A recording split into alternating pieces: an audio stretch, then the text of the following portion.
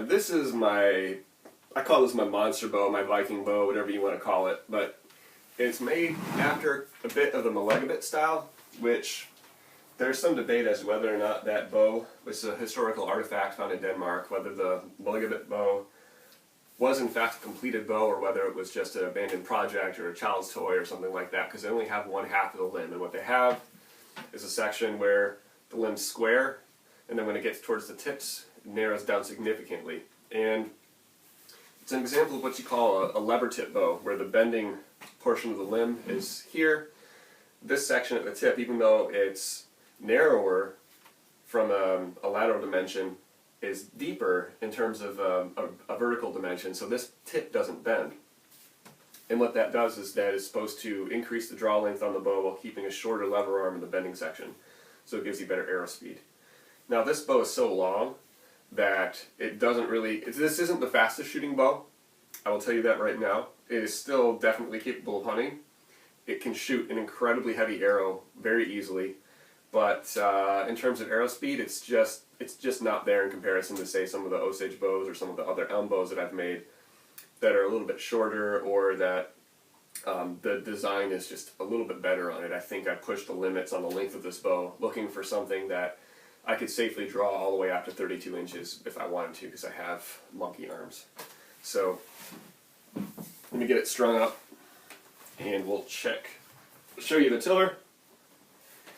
Also, I can show you guys some of the stuff on the tips. The tip is either deer or bison bone, I'm not sure which, but it's epoxied on and then further wrapped with deer sinew that has been soaked in hide glue. So these tips, you should keep them dry because that hide glue and the sinew will come off, but they're there more or less as just an additional means of security for the epoxy that's on the bone.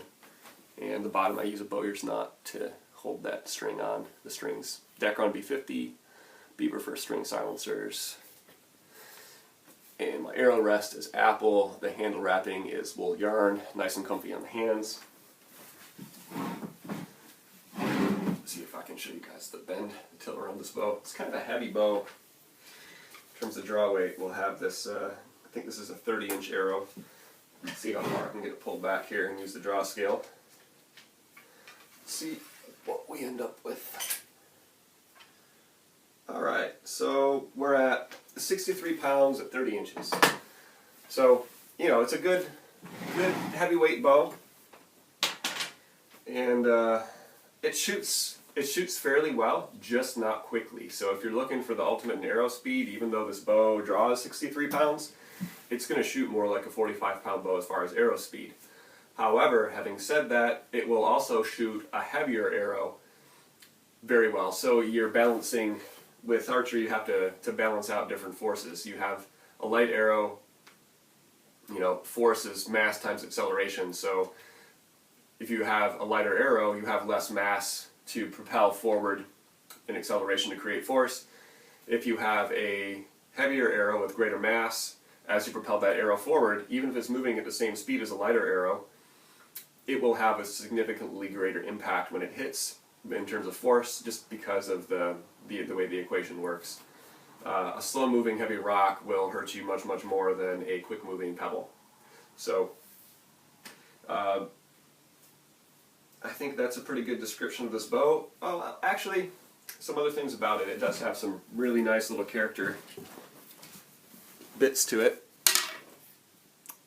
in terms of just the look on it. So this handle, some of the heartwood came through on the elm, because this is made from American elm, and it just makes this beautiful kind of flame triangle of darker wood. There's less of that on the bottom half of the handle, the way that it worked out, but it's the belly's been toasted on it. It's all been chased down to a single growth ring. Really is just a phenomenal looking bow. Very beautiful bow.